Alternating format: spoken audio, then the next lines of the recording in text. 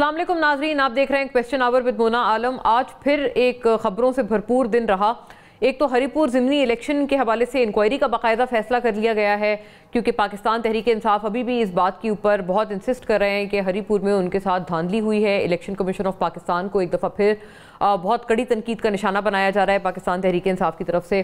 फिर वो जो नौरीन न्याजी साहिबा का इंटरव्यू था, कल परसों भी हमने उस पूरे मुद्दे पर भरपूर प्रोग्राम किया। भारतीय मीडिया का दोगला चेहरा भी आपके सामने बेनकाब किया, बट नॉनदलेस उस पर भी एक जो बयानात हैं दोनों इतराफ से वो जारी हैं। इस पर भी इंशाल्लाह बात रहेगी। और एक और बड़ी अहम खबर ये है कि गवर्नर राज की भी अब कुछ बातें सुनने में आ रही हैं पख्तूनख्वा में।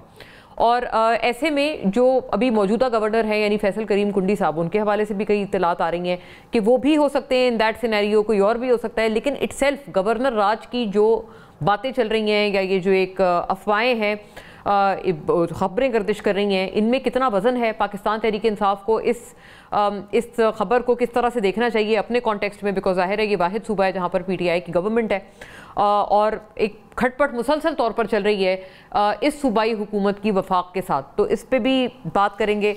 और एक और मामला जो है वो ज़ेर गौर लाएंगे, क्योंकि आज वज़ीर दिफा ख्वाजा आसिफ साहब ने एक ट्वीट किया है और उस ट्वीट के भी तनाजुर में कई बातें की जा रही हैं कि ये ट्वीट भी इटसेल्फ अगर आया है तो क्या कोई चीज़ है जो कि हुकूमत को परेशान कर रही है। बहुत सारी चीज़ें बड़े सीनियर सहाफ़ियों ने एंड दोस्त टू स्पेशली जो PMLN के साथ क्लोज़ हैं, उन्होंने अपने बातों में, अपने वीलॉग्स में कुछ इंकशाफात भी किए हैं। उसको भी क्या हिंच करके देख रहे हैं हम ख्वाजा आसिफ साहब की इस ट्वीट के साथ, इस पे भी, इस मुद्दे पे भी रोशनी डालेंगे। लेकिन चंद चीज़ों को एक नुकाती शक्ल में आप देखते चलिएगा जो डेवलपमेंट्स हैं अभी तक की बहुत अहम हैं। और हुकूमत को भी इटसेल्फ, जो हुकूमत के हवाले से भी जो कुछ बातें चल रही हैं कि शायद हुकूमत को भी कुछ मामले इस वक्त एक समझ नहीं आ रहा कि कहाँ जाएँ, क्या करें। हुकूमत के लिए भी ऑल इज़ नॉट वेल की खबरें कुछ इतराफ़ से चलती हुई नज़र आ रही हैं, उस पर भी बात करेंगे। चंद चीज़ों को नाजरीन वंस अगेन नुकाती शक्ल में हरीपुर ज़िमनी इलेक्शन और इंक्वायरी का फैसला, यहाँ से बात शुरू करते हैं। NA-18 ज़िमनी इंतखाब में मुबैना धांधली के इल्ज़ामात और खैबर पख्तूनख्वा हुकूमत का इंक्वायरी का फैसला। ज़िमनी इलेक्शन में क्लास 4 से लेकर डिप्टी कमिश्नर तक की मुकम्मल इंक्वायरी होगी। मुआवन खुसूसी इत्तलात खैबर पख्तूनख्वा शफी जान ज़िमनी इंतखाबात में मुबैना धांधली पर इलेक्शन कमीशन को रेफरेंस भेज रहे हैं। प्रिजाइडिंग अफसरान के बयानात और बयान हल्फी कलम बंद किए जा रहे हैं। शफी जान NA-18 हरीपुर के ज़िमनी इंतखाब को मुतनाज़ा बनाने की कोशिशें बेबुनियाद हैं। इलेक्शन के दिन तक किसी की जानिब से कोई एतराज़ नहीं उठाया गया। इलेक्शन हारने के बाद ये इल्ज़ामात लगाए जा रहे हैं। एतराज़ात की सूरत में रास्ता इलेक्शन ट्रिब्यूनल है, मीडिया पर इल्ज़ाम तराशी नहीं। इलेक्शन कमीशन भी अपने दिफा में सामने आया। दूसरी जानिब वज़ीर आला पख्तूनख्वा से सुहेल आफरीदी का NFC अवार्ड की मीटिंग में शिरकत का ऐलान। कबायली अजला को 2018 में ज़म किया गया लेकिन फ़ंड्स नहीं दिए गए। NFC अवार्ड मेरा नहीं, खैबर पख्तूनख्वा का हक़ है। वज़ीर आला सुहेल आफरीदी। बानी PTI को 4 नवंबर से अब तक कैद तन्हाई में रखा हुआ है, किसी की मुलाकात नहीं करवाई जा रही। हम मंगल को इस्लामाबाद हाई कोर्ट के बाहर एहतजाज करेंगे। सुहेल आफरीदी। PTI का मुल्क दुश्मन अनासिर के साथ गठजोड़ बेनकाब हो चुका है। भारतीय चैनल्स पर जाकर ना शोहदा की बात की, ना ही कश्मीरियों का जिक्र किया। इनसे पाकिस्तान की मार्का हक में फतह और सिफारती कामयाबियाँ बर्दाश्त नहीं होती। वज़ीर इत्तलात अताउल्ला तारड़। खैबर पख्तूनख्वा में सियासी लोगों का दहशतगर्दों के साथ गठजोड़ है। पख्तूनख्वा में 4000 से ज़ायद दहशतगर्दी के मुकदमात में सज़ाएँ नहीं हुई हैं। वज़ीर इत्तलात अताउल्ला तारड़। खैबर पख्तूनख्वा में गवर्नर राज की भी अफवाहें नाजरीन साथ साथ ही हैं। नए गवर्नर खैबर पख्तूनख्वा के लिए कुछ नाम ज़ेर गर्दिश भी हैं। गवर्नर खैबर पख्तूनख्वा बहरहाल फैसल करीम कुंडी की तरदीद है इस बात की। गवर्नर तब्दीली के हवाले से मुझे कुछ मालूम नहीं, पार्टी का जो भी फैसला होगा हमेशा तस्लीम करेंगे। लेकिन ज़राए के मुताबिक अगर गवर्नर राज नाफिज हुआ तो फैसल करीम कुंडी, अमीर हैदर खान होती, परवेज़ खटक, आफ्ताब शेरपाव और उनके अलावा lieutenant general retired Khalid Rabbani, lieutenant general Ghayur Mohammad और lieutenant general retired Tariq Khan में से किसी एक को मुंतखब किया जाएगा। इनका इंतखाब हो सकता है। कहते हैं there is no smoke without fire, तो गोया ये कि जो गवर्नर KP हैं वो तरदीद कर रहे हैं कि उनको ऐसी कोई इत्तलात नहीं मौसूल हुई हैं, लेकिन अभी मीडिया पे और ज़राए के हवाले से बाकायदा नाम भी गर्दिश कर रहे हैं। तो ये क्या माजरा है, इस पर भी इंशाल्लाह बात रहेगी। ख्वाजा आसिफ साहब की भी ट्वीट हमारे सामने है जिसमें वो कह रहे हैं there is unnecessary and irresponsible speculation about CDF notification. Please be informed that the process has been initiated. PM is returning shortly. Notification will be issued in due course of time. No room for any conjecturing. Period. ये फरमाते हैं वज़ीर दिफा ख्वाजा आसिफ। ज़ाहिर है relevant जो सबसे most relevant हैं मिनिस्टर वो ख्वाजा आसिफ ही हैं टू द एंटायर मैटर। अबसार आलम साहब भी ज़ाहिर क्लोज सबसे बहुत PMLN के रहे हैं, फॉर्मर चेयरमैन पेमरा भी हैं। वो भी अपने वीलॉग में कुछ ऐसी बातें करते हुए नजर आते हैं कि हुकूमत के लिए कुछ मामलात अपसेटिंग है। तो एक आज पूरे दिन से इस तरह की खबरें कुछ एतराफ़ से गर्दिश करती भी नज़र आ रही हैं, उनकी भी जानेंगे उनमें कितना वज़न है या फिर ये बेवक्त की बांसुरी जैसी है। नंदलेस क्या हम अपने मेहमानों का रुख कर सकते हैं? हमारे साथ मौजूद हैं नदीम कुरैशी साहब नाजरीन तहरीक इंसाफ से, मेंबर पार्लियामेंट एज़ वेल, तमाम तर मामले पे अपनी जमात का मौक़िफ़ हमारे साथ रखेंगे। खुश आमदीद आपको नदीम साहब। हसन मुर्तज़ा साहब नाजरीन stalwart of the People's Party तमाम तर बहस में हमारे साथ हैं और पीपल्स पार्टी की एक बहुत प्रोमिनेंट आवाज़, आपको भी खुश आमदीद। और रमेश सिंह अरोड़ा साहब नाजरीन पाकिस्तान मुस्लिम लीग नून से, सीनियर सूबाई वज़ीर पंजाब, तमाम तर बहस में अपनी जमात और हुकूमत पंजाब का मौक़िफ़ हमारे साथ रखेंगे। आपको भी रमेश साहब बहुत खुश आमदीद। बात का आगाज़ मैं रमेश साहब आपसे अगर कर पाऊँ, ये जो वज़ीर दिफा ख्वाजा आसिफ साहब को ट्वीट करनी पड़ी, फिर अबसार आलम साहब ज़ाहिर है वो PMLN के क्लोज़ हैं सहाफ़ी और वो फॉर्मर चेयरमैन पेमरा भी रहे हैं PMLN के वक्त में, बल्कि जब नवाज़ शरीफ साहब PM थे। ये बताइएगा, वो भी ये बात करते हुए नज़र आ रहे हैं कि कुछ मामलात अपसेटिंग हैं और हुकूमत का कुछ वो जो वन पेज थ्योरी है वो कोई बहुत अभी अच्छे हालात में नहीं है। मतलब कैसे आप रिएक्ट करेंगे? ये जो सारी बातें हैं कहीं ना कहीं से तो स्टेम हो रही हैं, क्या इनका सोर्स क्या है आपकी हुकूमत के खिलाफ? क्या कोई PMLN की हुकूमत को किसी तरह का खतरा लाहक है? बड़ी मेहरबानी जी। देखिए, मैं इस ट्वीट का तो ख्वाजा आसिफ साहब भी बेहतर बता सकते हैं, वो हमारे सीनियर लीडर हैं, वजीर दिफा हैं, वही बेहतर बता सकते हैं कि उन्होंने ट्वीट की है, इस ट्वीट की इंटरप्रिटेशन वही बेहतर कर सकते हैं। मैं तो अब इसके बारे में मुझे आइडिया नहीं है कि इसकी इनकी क्या है, लेकिन मैं तो जो इस वक्त की सिचुएशन है, जिस वक्त के हालात है और जो जिस तरीके से हुकूमत चली, मैं तो उसी बुनियाद पे बात करूंगा कि बिल्कुल जी इस वक्त जो हुकूमत है वो under the leadership of prime minister Pakistan अपना काम कर रही है। हमारा फोकस इस वक्त एक ही है कि हमने पाकिस्तान की आवाम की जिंदगियों में आसानियां लेके आनी है।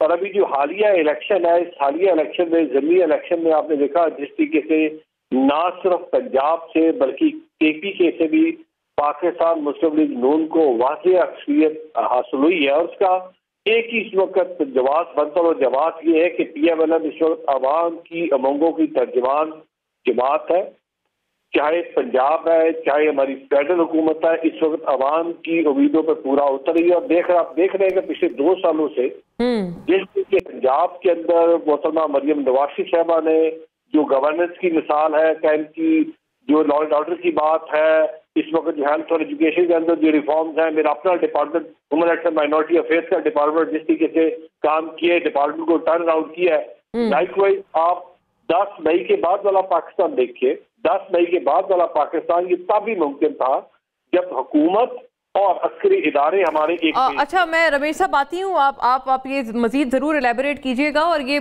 प्राइम मिनिस्टर साहब भी तो एज वी स्पीक लंदन में हैं और ये बड़ा एक क्रिटिकल क्रूशल टाइम है जहाँ पे उनका मुल्क में ना होना, दरअसल आई थिंक यहाँ से जो है बात शुरू हुई है और इधर से ये जो जितनी भी खबरें या कयास राइयाँ गर्दिश कर रही हैं इधर से इनकी शुरुआत हुई है। आप फरमाइएगा, आपका आई थिंक कोई सोर्स फिक्स कर रहे हैं ये लोग। नदीम साहब, मैं आपसे जानना चाहती हूँ, क्या ये कोई बेवक्त की रागिनी टाइप कोई मामला है या फिर कोई पाकिस्तान तहरीक इंसाफ समझती है कि ये जो बातें हैं या ये जो अफवाहें गर्दिश कर रही हैं कि PMLN को प्रॉबेबली कुछ मसला हो रहा है, कोई अपसेट हो रहा है, इनमें कोई वजन है? बहुत शुक्रिया मोना साहब। देखिए, बड़ी हैरानी की और ताज्जुब की बात है, एक अहम तरीन एक नोटिफिकेशन होना हो। आज 29 नवंबर है और प्राइम मिनिस्टर ऑफ पाकिस्तान 30 बल्कि होगी। पाकिस्तान के जो प्राइम मिनिस्टर हैं वो बैरून मुल्क हैं और निजी मसरूफियात उनकी हैं। और इस जो पाकिस्तान के सीनियर कलमकार हैं, सहाफ़ी हैं, एनालिस्ट हैं, वो जो तज्जिए कर रहे हैं और जिस तरह से आज से 2 रोज पहले मियां नवाज शरीफ साहब सामने आए बड़े अरसे के बाद, उनको लोगों ने बोलते सुना, उन्होंने इजहार राय किया और उन्होंने एक बार फिर मुतालबा किया कि जी उन लोगों को जिन्होंने 2018 में जो जब उनकी गवर्नमेंट थी 2016 में, तो उनको कटहरे में लाया जाए, तो मैं समझता हूँ उसके बाद से बहुत सारा इबाम मुस्लिम लीग नून की तरफ से बिलखुसूस, हुकूमत में तो पीपल्स पार्टी भी है लेकिन बिलखुसूस मुस्लिम लीग नून की तरफ से असखुद पैदा किया जा रहा है। बहुत सारे जो जीरक लोग हैं, चीजों को समझने वाले लोग हैं, वो इस बात का इजहार भी कर रहे हैं, चैनल्स पे नहीं कर रहे हैं लेकिन जो निजी महफिलें उनमें कर रहे हैं कि मुस्लिम लीग नून का ये हमेशा से वतीरा रहा है कि वो स्पेसिफिक टाइम पे अपने मुतालबात मनवाने के लिए किसी हद तक भी जा सकते हैं। और वे भी इस वक्त किसी नोयत की इस तरह इनकी डिमांड्स हो, ये जो मुल्क की सालमियत की, इस्तेहकाम की और मईशत की जो बातें करते हैं, वो सारा इस्तेहकाम नहीं, तो डिमांड क्या हो सकती है नदीम साहब? मैं आपसे अगर अर्ज करता हूँ, पीएमएलएन को ज़िमनी इलेक्शंस भी वो जीत रहे हैं, उनकी वफाक में भी हुकूमत है, सबसे बड़े सूबे में भी हुकूमत है, और क्या डिमांड करेंगे लोग? सब कुछ तो है फिर उनके पास। आप ये कह सकती हैं, ज्यादा मुनासिब लफ्ज ये होंगे कि उनको ज़िमनी इलेक्शन जितवाए जा रहे हैं। हाँ, ये बहुत अच्छा लफ्ज़िया होगा। तो फिर तो सब ठीक हुआ ना अगर जितवाए जा रहे हैं आपके हिसाब से? जी बिल्कुल बिल्कुल। लेकिन नवाज शरीफ साहब का ये मुतालबा करना कि जनरल बाजवा साहब और जनरल फैज, इन सब लोगों को भी कटहरे में लाया जाए, मैं भी एज ए पोलिटिकल वर्कर समझता हूँ बिल्कुल उनका ये मुतालबा ठीक है। और नवाज शरीफ साहब से कौम भी ये मुतालबा कर रही है, मैं भी ये मुतालबा कर रहा हूँ बतौर एक पोलिटिकल वर्कर के। चूंकि मैं तो पोलिटिकल वर्कर हूँ, मैं पोलिटिकल लोगों को ही अपना हरीफ भी समझता हूँ और उन्हीं से मुतालबा करना मुनासिब समझता हूँ। कौम भी मुतालबा कर रही है कि नवाज शरीफ साहब भी अगर कोई एक हलफ दे कौम को, वैसा नहीं जो उन्होंने जब जनरल मुशर्रफ साहब ने डील की थी और 10 साल के लिए बैरून मुल्क गए और फिर फरमाया मैंने कोई एग्रीमेंट नहीं किया। इस कोई सच्ची हकीकी बात बताए कि क्या जब इमरान खान साहब की गवर्नमेंट थी तो 2018 के बाद उनकी उन तमाम करेक्टर्स से जिनका वो मुतालबा कर रहे हैं आज उन्हें कटहरे में लाने का, क्या उनके वफूद की उनसे मुलाकातें नहीं होती रही? क्या जब यहाँ एक चलती गवर्नमेंट को गिराया गया, एक ऐसी नहीं, आपकी बात से मैं समझ पा रही हूँ नदीम साहब, आप कह रहे हैं कि कोई मियां साहब अपनी कोई शर्त या पीएमएलएन कोई अपनी कोई शर्त या कोई अपनी ख्वाहिश मनवाने के लिए ये इस तरह के मुतालबात कर रहे हैं, क्योंकि वाकई ये हम सबको देख के भी एक सरप्राइज तो मिला था कि काफी टाइम बाद मियां साहब जो हैं वो मंजर पे आए थे और उन्होंने बाकायदा एक बड़ी तकरीर की थी। जी ऐसा ही है। ऐसे देखिए मुना, खुदा को किसी ने देखा नहीं, इशारे बताते हैं खुदा मौजूद है अपनी तमाम ताकतों के साथ, अपने तमाम जलवों के साथ, अपनी तमाम अजमतों के साथ। आप और हम तो इशारों से अंदाजा करते हैं ना जी। तो अब आम आदमी पूछ रहा है कि मियां साहब जिन लोगों के एहसाब का मुतालबा कर रहे हैं, क्या मियां साहब इस बात का वोट देते हैं कौम के सामने कि क्या उन्होंने उनसे रवाबित नहीं किए? क्या मोहम्मद जुबैर साहब या दीगर उफका, हमारे पास तो यहाँ तक इतलात है मुसद्दका ज़राए से और मीडिया से, लंदन में जो प्लान बना एक चलती गवर्नमेंट को एक ऐसी अदम एतमाद करके जो तमाम कोलिशन जमातें थी उस पार्टी के खड़ी थी, एकदम उनको हटाया गया और महंगाई के नाम पर, जबकि जो महंगाई आज है उस वक्त आज से 3 गुना कम थी, एक हुकूमत को गिराया गया और फिर अपनी हुकूमत की गई, फिर सुप्रीम कोर्ट के फैसलों को यकसर नजरअंदाज किया गया। आइन के मुताबिक 90 दिन में इंतखाबात होने थे, उस आइन से इनहराफ किया गया। मैं तो एक सियासी वर्कर हूं, मैं तो समझता हूँ आइन से इनहराफ का मतलब आर्टिकल 6 का लगना है किसी भी शख्स पर, चूंकि ये आइन वो वाहिद दस्तावेज है जो पूरी कौम को, इस रियासत को, इस मुल्क को और हम सबको जोड़े हुए है। लेकिन आज यहाँ ये है कि जिसके हाथ में ताकत है वो आइन को मोम की नाक बनाकर अपनी मर्जी से मोड़ लेता है। अच्छा, तो मैं आगे ले जाती हूँ मामला। मैं जाहिर है आप कह रहे हैं कि ये कुछ ऐसे ही नहीं है, इसके पीछे कुछ और मुहर्रकात हैं। हसन मुर्तज़ा साहब, आप भी बहुत वेल इन्फॉर्म्ड हैं, इतने सीजनड आप सियासतदान हैं, आपको भी कोई ऐसी बात लगती है कि ये मियां साहब जो आए, एकदम सामने आए, उन्होंने स्पीच की, उसके पीछे कुछ और बहुत सारे पहलू हैं?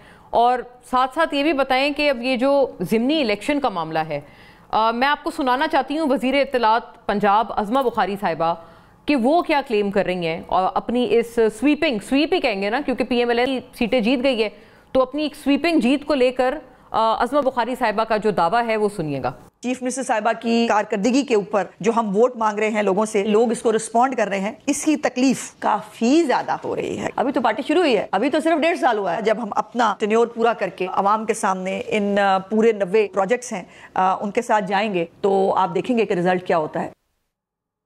जी हसन साहब, ओवर टू यू। बहुत शुक्रिया मोना, आपने मुझे टाइम दिया और मैंने जो अपने पार्टिसिपेंट्स की बात सुनी। कुरैशी साहब बड़े प्यारे इंसान हैं और हमेशा बड़ी बात है मुझे जो समझ आई उनकी बातों से, और खुशाइंद भी है इस मुल्क की सियासत के लिए कि आज कम अज कम वो सियासी पार्टियां जो बहुत वो करीब होते, बाजवा हो या फैज हमीद हो, चलो उनकी सोच तो कुछ मिलने लगी, और ये बड़ी अच्छी चीज है आगे बढ़ने के लिए। और मियां नवाज शरीफ साहब का जो आना, उसमें भी कोई ऐसी अचंभे वाली बात नहीं है। वो एक पार्टी को हेड कर, वो पार्टी के लीडर है, आजम है, तो वो क्या है, अगर वजीर आगे हैं तो उस पे अब क्या सराहियां शुरू कर दें कि क्या होगा या क्या नहीं होगा, या मियां नवाज शरीफ का जो सबका ट्रैक रिकॉर्ड है वो देखकर हम अंदाजे लगाना शुरू कर देंगे कि अब वो तो, मैं जहां तक समझता हूँ PMLN के पास एक कार्ड है, वो उसको कैश करवाने के लिए किसी वक्त भी कर सकते हैं, और फिलहाल उन्हें कोई ऐसी गुंजाइश और जरूरत भी महसूस नहीं होती। जहां तक कारकर्दगी का ताल्लुक है, हम तो, हमारा चेयरमैन मोतरफ है उनकी। अच्छा, मुझे फौरी ब्रेक का कहा जा रहा है, मुझे इजाजत दीजिएगा हसन साहब, sorry to cut you, break पे आते हैं, आप अपनी बात मुकम्मल कीजिएगा।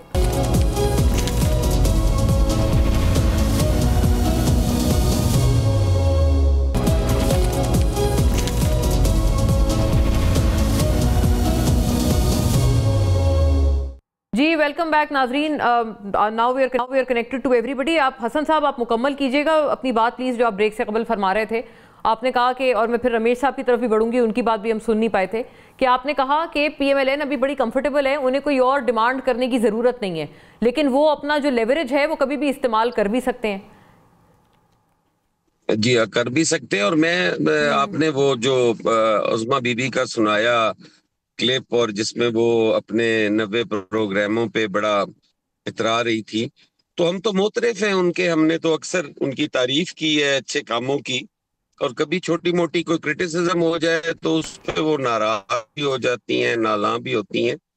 तो हमारी तो कोशिश होती है कि अगर वो अच्छा काम कर रही हैं तो उन्हें बिल्कुल करना चाहिए। इस मुल्क के अंदर वो एक बहुत बड़े स्टेक होल्डर है, और उस हैसियत से उन्हें यकीनन जो है वो अपने प्रोग्राम्स और वो अवामी फलाह के लिए जो वो कर रही हैं वो यकीनन करने चाहिए, और उनसे तवक्को भी है कि वो करेंगी। सिर्फ तबीयत में जो सख्ती है, अदम बर्दाश्त है, वो जरा कम होनी चाहिए, और इत्तेहादियों के साथ रवैये अच्छे होने चाहिए। अपने जो पार्टी के अंदरूनी मामलात हैं या खानदानी मामलात हैं वो आड़े नहीं आने चाहिए। उससे जो है वो थोड़ी सी चीजें जो हैं या वो टेंशन डिवर्ट होती है। फैमिली मामलात तो थोड़ा सा अगर हमारी तो हमें समझा पाए हसन साहब थोड़ी क्लैरिटी के साथ कि फैमिली मामलात कैसे आड़े आते हैं।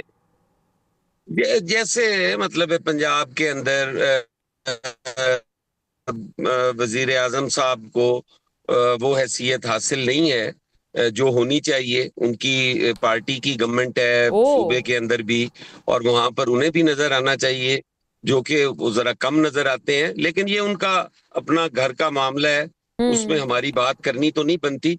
लेकिन फिर भी सियासी शख्सियात हैं, उनके हवाले से अगर कोई कमी बेशी हो तो वो डिस्कस तो होती रहती है, ऐसी चीजें हैं।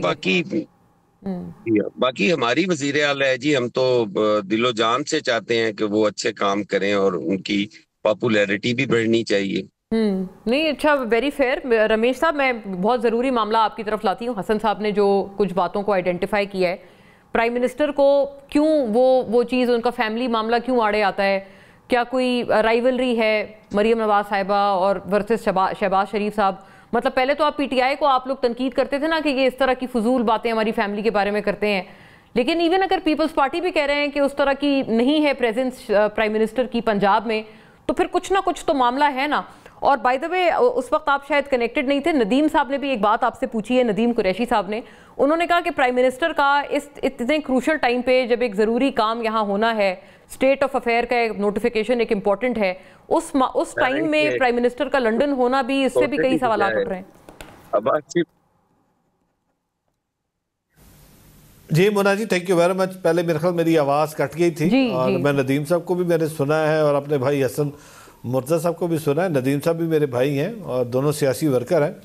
देखिए, आपने हसन मुर्जा भाई की बात की, तो हसन मुर्जा भाई ने उससे पहले भी पूरे प्रोग्राम में जब वो बात कर रहे थे, उन्होंने वज़ीर आला पंजाब की जो कारकर्दगी है, उन्होंने ये भी कहा कि हम उनसे बड़े मुतासर है, बहुत ज़बरदस्त काम करी है। उन्होंने ये भी कहा कि हमारी आपस में दोनों के दरमियान एक अच्छे रवाबत है, लेकिन दरमियान में देखिए 2 पॉलिटिकल पार्टी है, दोनों के दरमियान में तलखी हो जाती है। रही बात वज़ीर आज़म साहब की, तो वज़ीर आला बहुत दफ़ा कह चुकी हैं कि मैं जो यहाँ पे इस वक्त काम कर रही हूँ, ये वही जो वज़ीर आज़म जब वज़ीर आला पंजाब थे तो जिस तरीके का उन्होंने मोमेंटम बरकरार रखा था, जिस तरीके की यहाँ पे वो फाउंडेशन एक स्ट्रॉन्ग डे करके गई है, मैं उसी फाउंडेशन के ऊपर बढ़ के जा रही हूँ और बार बार कह चुकी है वो मेरे मेंटोर है, मैंने उनसे बहुत कुछ सीखा है। तो इसलिए ऐसा कोई क्लैश नहीं है। इस वक्त वज़ीर आज़म पाकिस्तान जो मुल्की सतह के इस वक्त मामलात हैं वो उनको देख रहे हैं और बहुत अच्छे तरीके से देख रहे हैं। और आप देख रहे हैं कि जिस तरीके से मार्का हक में हमें फ़तह नसीब हुई है, और आज ये पाकिस्तान जो 9 मई आपको भी याद होगा, नदीम कुरैशी साहब को तो बड़े अच्छे तरीके से याद होगा 9 मई को क्या किया था। और इसी तरीके से दूसरा दुश्मन भी 9 मई को हमलावर होता है पाकिस्तान पे, और फिर उस दुश्मन को 9 मई को जो 10 मई के बाद का पाकिस्तान है, टोटली डिफरेंट पाकिस्तान है। तो ये किसका है? ये वज़ीर आज़म पाकिस्तान की जो इस वक्त हिकमत अमली है, जो अपनी पूरी टीम के साथ मिलके जनरल आसिम मुनीर साहब के साथ मिलके हमने ये जंग जीती है। सो बिल्कुल एक पेज पे है, और इस पर वज़ीर आज़म साहब इलाज की गरज से गए हुए हैं और वो बहुत जल्द वापस आ जाएंगे। और ये एक प्रोसेस है, अभी आपने सुन लिया होगा, आप ही के टीवी पे मैं भी टिकर देख रहा था कि हमारे जो डिफेंस मिनिस्टर हैं उन्होंने कहा जी चीफ ऑफ डिफेंस की तैनाती का प्रोसेस शुरू हो चुका है। So it is a routine process, उस तरीके से कि अब ये जाएगा और फाइल साइन हो जाएगी। मेरा ख्याल है इस वक्त और बहुत सारे मामलात हैं जिन पे बात करनी चाहिए, और हमारी जैसे कि खान साहब की मुलाकात ना होना इस वक्त, और उसका इंडियन मीडिया और अफगानिस्तान मीडिया और मतलब कई सारे इस तरह की मीडिया आउटलेट्स पे चले जाना, एक मुलाकात की मार है।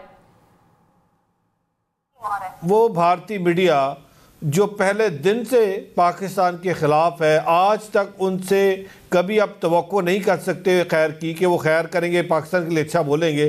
आज आप उनके सारे चैनल्स पे बैठ के जिस तरीके से ऑपरेशन सिंदूर की बात करते हैं और कहते हैं ऑपरेशन सिंदूर सेकंड आएगा तो इमरान खान साहब रिलीज होंगे, अच्छा, वो तो और फिर आप उनसे कहते हैं कि आप हमारे लिए कैंपेन लॉन्च करो। आपसे प्लीज रिस्पेक्टफुली, वो जो ऑपरेशन सिंदूर वाला जुमला था नौरीन नियाज़ी साहिबा का, वो नहीं बोला था उन्होंने कोई AI वगैरह से किया था, लेकिन खैर नंदलेस वो गई तो हैं कई सारे चैनल्स पे, ये बात बहरहाल सही है। आके बताना चाहिए ना, मैंने ये बात नहीं की, ये तो बहुत सारे और लोग कह रहे हैं। फिर मैडम खुद आके कहे ये फेक वीडियो है, वो ये भी कहे कि मैंने इंडियन मीडिया को कोई बयान नहीं दिया। मेरा सवाल ये होता है और कई सारे इंडियन मीडिया जिस तरीके से हम बिल्कुल वो सारा कुछ है, वो सब इंटैक्ट है, लेकिन वो जो ऑपरेशन सिंदूर की बात है ना, वो सिर्फ एक जुमला है। उसमें जाहिर है ये बात सही है कि जब आप एक अपॉर्चुनिटी देते हैं अपने दुश्मनों को तो फिर वो AI भी बनाते हैं, फिर वो आपकी बात को ओवर एंड अबव करके एग्जैजरेट भी करते हैं। मोना साहब, आप तो खुद मीडिया से हैं, आपको पता है कि भारतीय मीडिया को तो आप सिर्फ एक, वो कहते हैं ना, आप उंगली पकड़ाएं, बाकी वो खुद करते हैं। हाँ, अब सवाल ये पैदा होता है, भारतीय मीडिया को पाकिस्तानी मीडिया आपको पूरा टाइम देता है, आप जब एहतजाज करती है वो आपको पूरा टाइम देता है, और जिस तरीके से पाकिस्तानी मीडिया ने इस जमात को उठाया, धरने से लेके हर जगह पर इनको सपोर्ट किया। आज पाकिस्तानी मीडिया भी समझता है कि हमें इस तरीके से इनको सपोर्ट नहीं करना चाहिए थी, लेकिन भारतीय मीडिया पे जाके इतनी बात करना, वो तो 10 मई के बाद तो वो बुखलाया हुआ है मीडिया। आपको याद होगा जिस तरीके से आप पाकिस्तानी मीडिया ने, मैं समझता हूँ जितना पॉजिटिव काम पाकिस्तानी मीडिया ने जंग के दिनों में किया है, मैं उसको खराज तहसीन पेश करता हूँ, लेकिन भारतीय मीडिया तो हमेशा पाकिस्तान के मुखालफ बयानी है, और वो हमेशा पाकिस्तान को आइसोलेट करता है, सिंगल आउट करता है, दुनिया भर में पाकिस्तान को बदनाम करता है। बल्कि अब भारतीय मीडिया पे आप जाके उनसे क्यों ये एक्सपेक्ट कर रहे हैं कि अगर आप भारतीय मीडिया को इन्वॉल्व कर रहे हैं, ये तो खैर सही बात है। हमने इनफैक्ट कल के अपने ना प्रोग्राम में एक वो क्लिप भी चलाई थी कि भारतीय मीडिया कितनी गलीज मुहिम चलाता था इमरान खान साहब के हवाले से जब वो प्राइम मिनिस्टर थे। तो आज जाहिर है ये सारा ड्रामा है और एक मगरमच्छ के आंसू के अलावा कुछ नहीं है। नदीम साहब भी इस पे कुछ कहना भी चाह रहे हैं। नदीम साहब, ये बात उन्होंने नहीं की, नौरीन नियाज़ी साहिबा ने, मैंने उनको फौरन करेक्ट किया रमेश साहब को कि ऑपरेशन सिंदूर वाली बात, वो एक AI से उन्होंने एक जुमला ऐड कर दिया था उस वीडियो में, लेकिन इतनी बात उन्होंने ज़रूर की है कि पख्तूनख्वा के अवाम जो हैं वो आप जानते नहीं उनका मिजाज, वो मरने मारने को तैयार हैं। तो इस किस्म की बातें भारतीय मीडिया पे बहरहाल बोली गई हैं, जो कि आपके ऊपर एक बहुत, अभी आपकी जमात के ऊपर उस पर शदीद तनकीद की जद में आ गए आप लोग। देखिए मेरी बहन, हम तो हमेशा से तनकीद की जद में हैं। आज जो हमारे हुक्मरान हैं उनके पास पाकिस्तान तहरीक इंसाफ पर तनकीद, पाकिस्तान तहरीक इंसाफ के वर्कर्स पर जुल्म और ज्यादती, जबर, इसके अलावा और कौन सा एजेंडा है? रमेश बहुत अच्छे हलीम तबाह शख्स हैं, जाहिर है इन्होंने अपनी पार्टी को डिफेंड करना है, हमें जाती तो हमें एक दूसरे का बड़ा एहतराम है। मैं इनसे सवाल ये करना चाहूंगा कि भारतीय मीडिया में तो पाकिस्तान के बहुत सारे लोग पाकिस्तान की नुमाइंदगी करते हैं, मुझे भी हर रोज 2-3-4 चैनल्स में बात करने का मौका मिलता है, तो वहां हम पाकिस्तान की नुमाइंदगी कर रहे होते हैं। भारतीय मीडिया पर जाना को मायूब नहीं है। हाँ, बतौर आज भारतीय मीडिया पे जाना बिल्कुल मायूब नहीं है, आप दुरुस्त फरमा रहे हैं। मैं खुद 10 साल से जा रही हूँ, शायद आपका इत्तेफाक हुआ होगा देखने का, लेकिन हम एक अलग कॉन्टेक्स्ट में जाते हैं और वहां जाकर ये वाली बात करना, ये बिल्कुल एक अलग जुमरे में आ रहा है नदीम साहब। अच्छा सुन तो लेना, जिस तरह से आज पीका एक्ट है, जिस तरह से डेफिमेशन लॉ और दीगर कवानीन है, और ये जो इन्होंने एक नेशनल साइबर क्राइम एजेंसी बनाई हुई है, कोई इनसे पूछेगा कि ये इस पे भी इन्वेस्टिगेट करे किसने आईए से नौरीन खान साहब के उस इंटरव्यू में ये इंडक्ट किया ऑपरेशन सिंदूर वाला, ये कितनी बड़ी जाती है। और जिस दिन मुन्ना, मैं हमेशा मैं पॉलिटिकल वर्कर हूँ, मैं समझता हूँ सियासतदानों को अपने इख्तलाफात को जाती रंजिशों की हद तक नहीं लेकर जाना चाहिए, और बिलखुसूस वो सियासतदान जो आज पीराना साली में है, नवाज शरीफ साहब हो, जरदारी साहब हो, दीगर जितने भी पोलिटिकल लोग हैं जो आज इक़्तिदार में हैं, इनको अल्लाह लंबी उम्रें दे, लेकिन ये बहुत अपनी तबई उम्रों की आखिरी इनिंग्स खेल रहे हैं, पता तो किसी शख्स का नहीं है। मैं एक आम वर्कर की हैसियत से बड़ा अजियत महसूस करता हूँ कि जो खेल 80s में बेनजीर भुट्टो साहब के खिलाफ, जो फिर जनरल मुशर्रफ साहब के खिलाफ, मीर जफरुल्लाह खान जमाली, यूसुफ रजा गिलानी, मोहम्मद खान जुरी, जो एक दास्तान है, वही खेल आज PMLN की तरफ से अपने अपोनेंट्स के खिलाफ खेला जा रहा है। मैं हैरान इस बात पर हूँ, जिस वक्त आप लोग या दीगर लोग अपने का तनकीद का निशाना बनाया जा रहा है नौरीन खान साहब के इंटरव्यू को, भाई नवाज शरीफ साहब अपने घर बरखा रुत से जो वो रुते बाहर लेकर आए हुए हैं, वो क्या चीज है? मतलब आप अपने घर इंडियन जर्नलिस्ट को बुलाकर उनसे गुफ्तगू करें एक ऐसे मौके पर कि जब मुल्क में इतना अहम नोटिफिकेशन होना हो, जब अफगानिस्तान में हमारा दुश्मन पूरी तरह से पंजे गाड़ कर हम पर हमलावर हो। मैं बिल्कुल समझता हूँ पाकिस्तान की अफवाज को, पाकिस्तान के जवान को खराज तहसीन जिस तरह से हमने अपने दुश्मन का मुकाबला किया, और ये कोई भी पॉलिटिकल पार्टी जो इक़्तिदार में है वो इसका क्रेडिट ना ले। ये कौम इतनी भोली नहीं है, लोगों को याद है जब ये हमारी जंग चल रही थी इंडिया के साथ, तो ट्विटर पर हुक्मरान जमात की जो सीनियर लीडरशिप है उनकी तरफ से ऐसे खामोशी थी जैसे कोई खुदा ना खास्ता को मर्ग हो गई हो। मैं तो इस बात पर बड़ा मुझे ताज्जुब भी होता है, परेशानी भी होती है कि वो क्रेडिट जो जवानों ने लिया, जिन्होंने अपनी जानें हथेलियों पर रखी, बॉर्डर पर PMLN के लोग खड़े हुए हैं, ये वफाकी वज़रा खड़े हुए हैं जो मराद लेकर यहाँ इस पाकिस्तानी कौम को ये बता रहे हैं।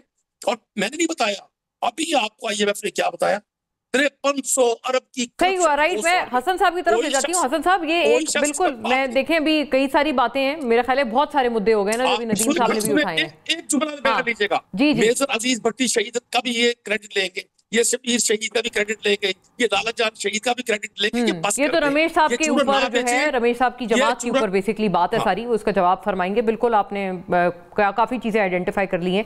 हसन मुर्तजा साहब, महंगाई मुकाओ मार्च निकाला था आप लोगों ने जब 2018 में 2022 में जब इमरान खान साहब के हुकूमत के बिल्कुल लास्ट दिन थे अदम एतमाद से पहले, तो अभी वो आपसे मुतालबा किया है नदीम साहब ने कि 5300 अरब बहुत बड़ी अमाउंट है, इसकी जो मसाइल आइडेंटिफाई किए हैं और करप्शन के IMF रिपोर्ट ने, अब आप नहीं निकाल रहे, कोई आपका इरादा नहीं है महंगाई मुकाओ मार्च का? नहीं, बिल्कुल नदीम साहब का मुतालबा भी जायज़ है और सारी चीज़ें। नदीम साहब एक सियासी कारकुन हैं और हमेशा बड़ी नपी तुली गुफ्तगू करते हैं, इश्यूज़ पे बात करते हैं, उनका बिल्कुल मुतालबा जायज़ है। आज महंगाई में कोई ऐसी कमी नहीं हुई, और मेरा ख्याल है कि महंगाई तो पूरी दुनिया का इंटरनेशनली ये मसला है, हर जगह महंगाई हुई है। ज़रूरत तो है कि लोगों की कुव्वत खरीद में इजाफा किया जाए, और आम आदमी की जो आमदनी है उस पे हमें गौर करना चाहिए, और जो मजदूर है उसका जो बजट है वो किस तरह किस मुश्किल हालात में बनाता है, ये चीज़ें जो है हुकूमत की जिम्मेदारी में शामिल हैं। ऐसी और आप लोग भी तो हुकूमत ही है ना हसन साहब, आम आदमी की कुव्वत। अभी आप लोग तो ऑपोजिशन में बैठ के तो नहीं आप ये बातें कर रहे हैं ना, आप बैठते तो सारे आप लोग ट्रेजरी बेंचेस में हैं, तो आपके ऊपर, दरअसल आप तो अपने ऊपर तलकीन कर रहे हैं कि ये सब करना चाहिए। मेरी गुजारिश ये है कि रमेश साहब बैठे हैं, वो इस चीज का आपको बताएंगे कि हम उनके इत्तेहादी हैं, उनके हिमायती हैं, हम हुकूमत का हिस्सा नहीं है। हम कैबिनेट में नहीं बैठे हुए कि जहाँ पे बैठ के हम कोई चीज मंजूर करते हैं, पास करते हैं, या हमारा इन्फ्लुएंस इतना नहीं है। हम तो अपनी हुकूमत को गुजारिश कर सकते हैं, हमारी हुकूमत है, बिल्कुल इसका डिस्क्रेडिट भी यकीनन हमें जाना है, उस पर कोई दो राय नहीं है। तो हम तो कह सकते हैं ना, अगर हम कैबिनेट का हिस्सा होते, हम कैबिनेट में बैठ के यकीनन इन चीजों को क्रिटिसाइज भी करते, इन चीजों पे हम मजबूर भी करते, फोर्स भी करते। अब हमारी पोजीशन जो है वो उनको गुजारिश करने वाली है। नहीं, गुजारिश वाली नहीं है हसन साहब, आपसे बसदे एहतराम, आप लोग जो चीजें आपने मनवानी होती हैं, जैसे वो नहरों का मसला था, आपने मनवा लिया। 18वीं तरमीम पे मसला था, 27वीं तरमीम के उसके ना छेड़ा जाए, वो मनवा लिया आपने। जो चीजें आपने मनवानी होती हैं आप मनवा लेते हैं उनसे। इम्यूनिटी भी मिली, लाइफटाइम इम्यूनिटी। महंगाई, मेरी सुने ना, महंगाई ऐसी चीज नहीं है जो एग्जीक्यूटिव ऑर्डर के साथ जो है वो ठीक की जा सकती है।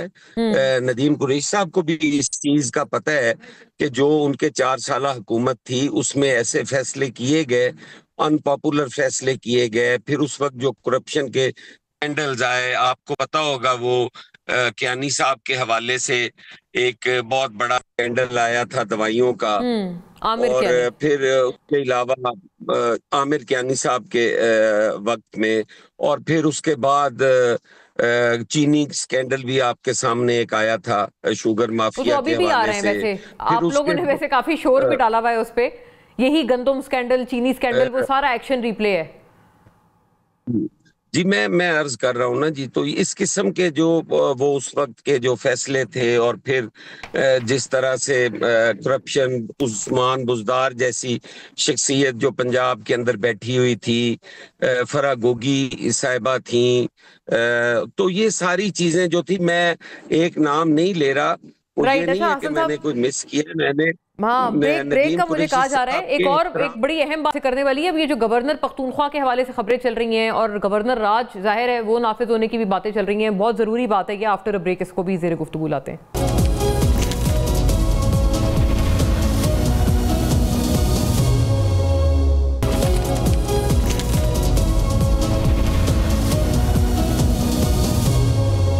वेलकम बैक नाजरीन। रमेश साहब, मैं आपकी तरफ एक मामला लाती हूँ। अभी आपने हसन साहब को सुना, वो बहुत ज़्यादा मतलब ऐसे एक मालूम हो रहा है, वो कहते हैं वो रिक्वेस्ट करने की पोजीशन में है, आप लोगों से कुछ मनवा नहीं सकते। आपने क्यों अपने इत्तेहादियों को इतना दूर दराज रखा हुआ है? इससे पहले उन्होंने आपकी कॉलीग अज़मा बुखारी साहिबा की भी शिकायत की कि उनको भी थोड़ा अपना माइंड ठंडा रखना चाहिए, गुस्सा नहीं खाना चाहिए अगर कोई तनकीद कर दे तो। और नैयर बुखारी साहब की बात सुनिएगा, हमारे फ्राइडे वाले शो पे secretary general Pakistan peoples Party Nayyar Bukhari साहब ने एक बड़ी अहम बात की, मतलब वो भी डीजी खान के बाय इलेक्शन से कुछ बहुत ज़्यादा खुश नहीं है।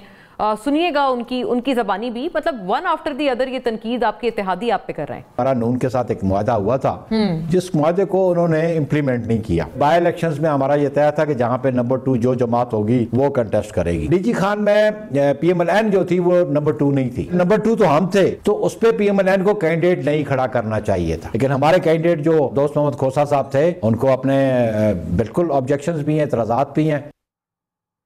जी रमेश साहब, डीजी खान में बाय इलेक्शंस पे, मतलब हरीपुर तो चले आप कहेंगे कि वो PTI वाले हैं, वो उनका तो काम ही ये है, मतलब इवन पीपल्स पार्टी भी डीजी खान के जो उनके रिजल्ट्स हैं उसके ऊपर बहुत शुकूक व शुबात का इजहार कर रहे हैं। मोना जी देखिए, बात ये है कि Pakistan peoples Party and Pakistan Muslim League Noon दोनों पोलिटिकल पार्टीज हैं, दोनों का अपना अपना मैनिफेस्टो है, दोनों का अपना अपना वोट बैंक है। इस वक्त हमारी कोलेशन गवर्नमेंट है, हमारे इत्तेहादी हैं पाकिस्तान पीपल्स पार्टी, और इसी तरीके से और बहुत सारी पॉलिटिकल पार्टीज हैं जो ये समझती हैं कि इस वक्त ये तसलसल जारी रहना चाहिए। अगर खुदा न खास्ता ये तसलसल जारी नहीं रहता तो डिस्टेबलाइज होगा, और इस वक्त मुल्क पहले ही तबाही के धारे पे था जब हमारी हुकूमत आई। जो नदीम कुरैशी साहब हमारे भाई हैं, बड़े अच्छे पॉलिटिकल वर्कर हैं, बहुत अच्छा बोलते हैं, लेकिन नदीम कुरैशी साहब को भी ये पता है कि पिछले 4 साल 4.5 साल जो वसीम अकरम प्लस ने जिस तरीके से इस पंजाब की इकोनॉमिक कंडीशन की धज्जियाँ उड़ाई, इस पंजाब को जिस तरीके से अंधेरों में धकेला, इसी तरीके से जो फेडरल हुकूमत में हुआ वो सबके सामने है।